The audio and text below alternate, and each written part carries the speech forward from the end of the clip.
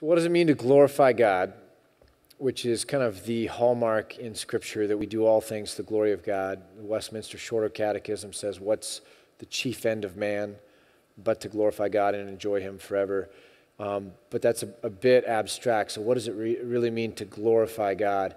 And it really means, I think, at the end of the day, to put God first, so that all things are done in reference to the glory of God, or the bigness of God, the truth of God, the gravitas of God, that everything ultimately is done with an eye to that. If a guy loves a girl in college, everything he does is for her to see. So he pretends she's not watching, and he tries to act extra cool, extra strong, to flex a little, but everything's being done with an eye to that girl or for that girl.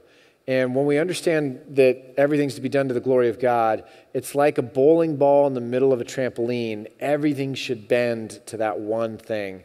And God's glory is so weighty. That's actually what the word glory means, is weighty. It's in the Old Testament, like if you had gold and you weighed things out on the scales, like there's a weightiness connotes value when you're weighing it out in the scales like that. And so God has the greatest value, the greatest weightiness.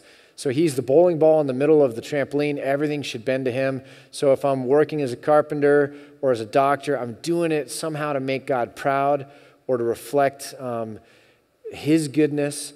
If I'm thinking thoughts, if I'm making plans with my life, I'm letting God speak into those plans. I'm saying no to certain things because I know it would take me away from God. So everything is being done ultimately with an eye to the value, the supremacy of God. And that's really what it means to glorify God with our lives.